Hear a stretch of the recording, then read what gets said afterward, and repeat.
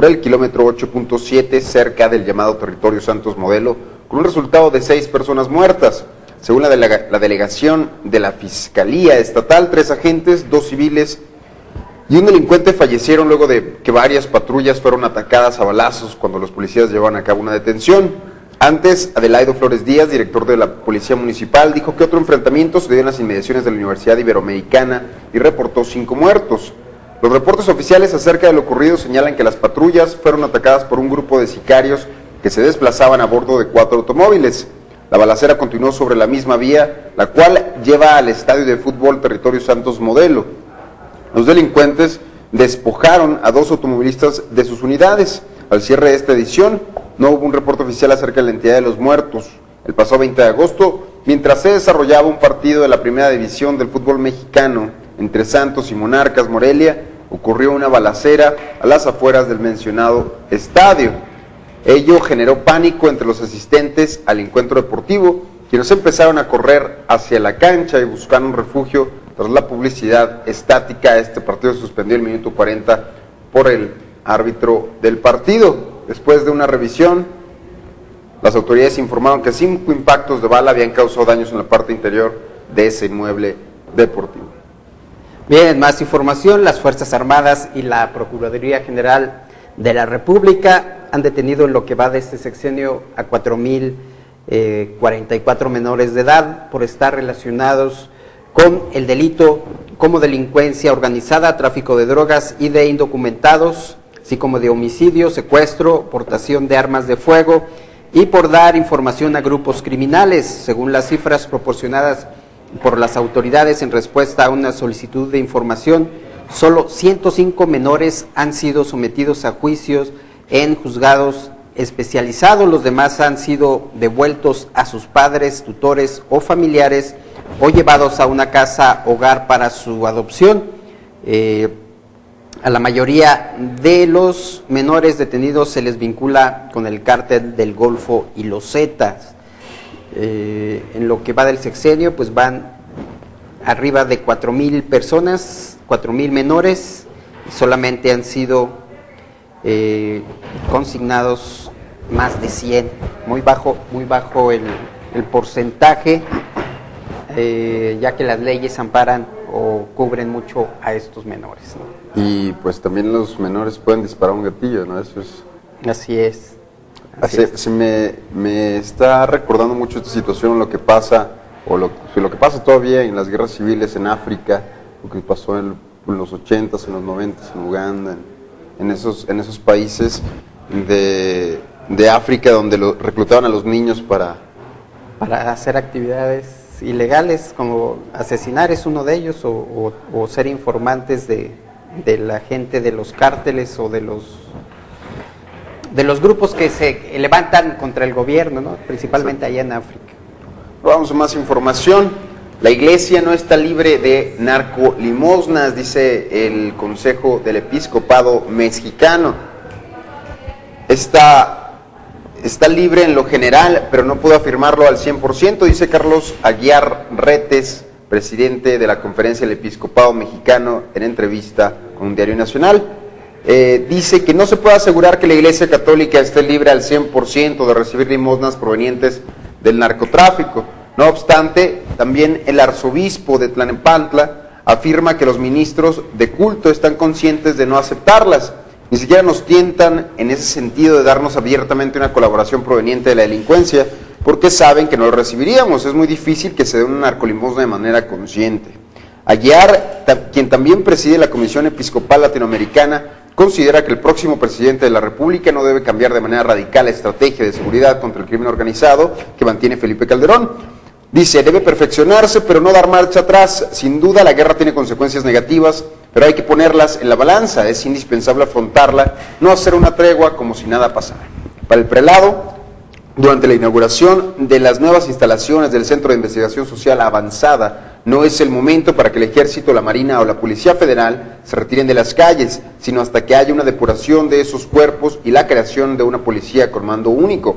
Considera que la situación de violencia o la lucha contra el narcotráfico se le han escapado de las manos al presidente Calderón. Dice, creo que como él lo ha dicho en repetidas ocasiones, la estrategia ha sido insuficiente. Es necesario perfeccionarla. Lo que no puede claudicar es hacer la lucha. Lo que sí se ha tardado es la famosa reforma que permite rastrear mejor el lavado de dinero.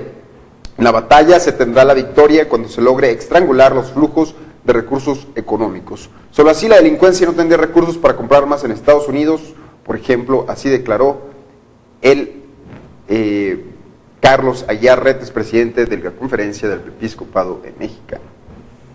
Bien, más información, cumpliendo con el pacto firmado hace unos meses con la constructora española Sacyr, Villahermoso Petróleos Mexicanos informó a la Comisión Nacional del Mercado de Valores, con sede en Madrid, de la compra de 4.62% del capital de la mayor firma petrolera española, Repsol YPF, un porcentaje que sumado al 4.8% que ya controlaba, alcanza el 9.43%. En un comunicado enviado a la Comisión Nacional del Mercado de Valores, la empresa que dirige Juan José Suárez Coppel hacía pública una adquisición hecha a través de su filial en las Antillas Holandesas por 56.377.090 acciones de Repsol por unos 1.500 millones de euros. Esta operación supone un cambio radical en la estructura de poder de la principal petrolera española, porque ahora Pemex, tras sindicar sus acciones con Sacyr Villahermoso, con un 20% de Repsol, es la accionista mayoritaria, logra con la constructora española una participación del 29.44%, un porcentaje que aumentará cuando en los próximos días Pemex compre otro 0.3% de Repsol para cumplir lo pactado con Sacyr. Así Pemex y Sacyr irán al Consejo de Administración de Repsol el 28 de septiembre con una fortaleza que no tenían y lograr sus objetivos. Uno de ellos es separar las funciones del presidente del Consejo de Administración y del primer ejecutivo de Repsol, de forma que cada uno recaiga en dos personas y no como ahora que recaen en Antonio Brufau, quien ocupa los dos puestos. Bueno, pues así está, Pemex compra un pedacito más de Repsol. Bien, continuamos con la información y déjeme contarle que en la información internacional, México detalla a Estados Unidos plan contra el Chapo. En octubre de 2009, el secretario de la Defensa Nacional, general Guillermo Galván, le dio a conocer a Dennis Blair, exsecretario de Defensa de Estados Unidos, hoy director de Inteligencia Nacional, que la Sedena tenía un grupo de agentes en 10 o 15 zonas donde operaba Joaquín El Chapo Guzmán, para obtener información sobre sus movimientos y así lograr su captura. Lo anterior lo revela un cable divulgado por Wikileaks, escrito por Carlos Pascual, entonces embajador de Estados Unidos en México, el 26 de octubre de 2009, donde el diplomático estadounidense también señala que Galván habló en la reunión con Blair de su desconfianza hacia otros elementos de seguridad del gobierno de México. El titular de la Sedena le confió a Blair que las operaciones conjuntas que había realizado con otras agencias de seguridad son un reto porque las filtraciones de los planes por parte de funcionarios corruptos han puesto en riesgo tales esfuerzos. Le expuso que mejorar los estándares de desempeño de las policías locales y estatales sería un proceso largo, además de un gran reto. De acuerdo con el cable redactado por Pascual, durante la reunión de Blair, Galván buscaba la cooperación del gobierno estadounidense para fortalecer la capacidad de la Sedena en el enfrentamiento con los cárteles del narcotráfico. Sin embargo, era claro que trataría de mantener las acciones militares dentro de sus propios canales, en lugar de trabajar junto con las demás agencias de seguridad de México. El general mexicano le dijo a su contraparte que estaba muy interesado en elevar el nivel de cooperación con Estados Unidos, particularmente a la luz de la nueva autoridad que tenía su institución como responsable de capturar a blancos de alto nivel, lo que incluía a 2 miembros de los Zetas y a Joaquín El Chapo Guzmán Loera. Bien, hay muchos testimonios y teorías que indican que el colapso de las Torres Gemelas en Nueva York, el 9/11, no fue un ataque terrorista a manos de Osama Bin Laden, y 1 de cada 3 estadounidenses cree que George W. Bush permitió intencionalmente el atentado, según una encuesta realizada por Public Policy Polling.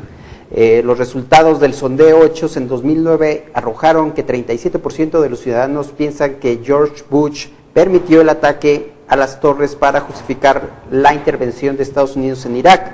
Para Morgan Reynolds, antiguo economista del Departamento del Trabajo de Estados Unidos durante el mandato de Bush, los atentados a las torres insignia de Nueva York no fueron cometidos por el gobierno estadounidense, son solo algunos elementos del gobierno más seleccionados agentes externos. La motivación era obvia. El Departamento de Defensa estaba muriendo junto con sus compañeros de inteligencia sin ningún enemigo que valiera la pena. Todo era cuestión de los necesarios falsos enemigos para hacer prosperar el invento de los musulmanes terroristas, asustar y enfurecer a los estadounidenses, señaló Reynolds al periódico Excelsior. Luego están los banqueros internacionales que se benefician de la orgía de gastos de guerra del gobierno junto con las compañías petroleras, el tráfico de drogas auspiciado por la CIA y la inundación del gobierno en dinero impreso. El economista destacó también que Bush, hijo, no fue el iniciador. Él es un tonto que nunca ganó una elección presidencial, fue nombrado por 5 abogados.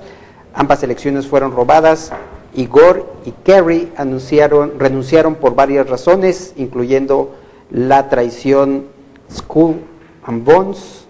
Bush se jactaba de ser un presidente de guerra y se comportó como una persona ridícula y criminal. Más información internacional. Mantiene la OTAN ofensiva sobre resistencia gadafista. Las tropas alianzas han destruido un depósito de vehículos militares, lanzadores de cohetes, cajas de misiles, tierra-aire y artillería pesada en las cercanías de Sirte, ciudad natal de Gaddafi. Continúa su ofensiva la OTAN contra los últimos focos de resistencia de las fuerzas leales de Muammar Gaddafi en Libia, aunque sin visar la localidad de Bani Walid, donde los rebeldes intentaban negociar una rendición pacífica. En las últimas 24 horas, las tropas aliadas han destruido en las cercanías de Sirte, la ciudad natal de Gaddafi, un depósito de vehículos militares, 2 vehículos armados, 4 lanzadores de cohetes, 4 cajas de misiles tierra-aire y 2 artillerías pesadas. También han bombardeado un local que servía como depósito y centro de mando y control en las cercanías de Siba, a unos 780 kilómetros al sur de Trípoli, según indica el informe diario de la Alianza. Además, otras 14 cajas de misiles tierra-aire han sido destruidos en Wadán, mientras que 3 radares y 3 sistemas de artillería antiaérea han sido alcanzados en la región de Hun, 2 localidades situadas en el sureste de Libia. El secretario general de la Organización del Tratado Atlántico Norte, la OTAN, Anders Fogh Rasmussen, comparecerá ante la prensa esta tarde en Bruselas para pasar en revista la evolución de la misión aliada y la situación del país norafricano. Bien, en más información, al menos 28 personas han muerto, 56 están desaparecidas y varios miles permanecen aisladas tras el paso por el centro y sur de Japón del potente tifón Talas, el más destructivo en los últimos 7 años en el archipiélago, según los datos difundidos el día de hoy por la televisión pública nipona NHK. El Talas tocó tierra este sábado en la isla de Shikoku y avanzó por el oeste con lluvias torrenciales y vientos de hasta 108 kilómetros por hora, hasta alejarse hoy lentamente hacia el norte por el mar de Japón, ya convertido en tormenta tropical. A su paso se llevó por delante infraestructura, desbordó ríos y causó numerosos corrimientos de tierra en las zonas costeras, donde los equipos de rescate trabajan hoy para intentar restaurar las vías cortadas y acceder a las zonas más remotas en la península occidental de Ki, al sur de Osaka, y donde se encuentra la provincia de Wakayama, una de las más afectadas. Las precipitaciones caídas durante estos días llegaron a dejar el récord histórico de 1080 milímetros y causaron aludes de barro que sepultaron decenas de viviendas. En esta zona se ordenó la evacuación a más de 16,000 residentes, al tiempo que las autoridades recomendaron dejar sus viviendas a otras 30,000 ante el peligro de avalanchas e inundación.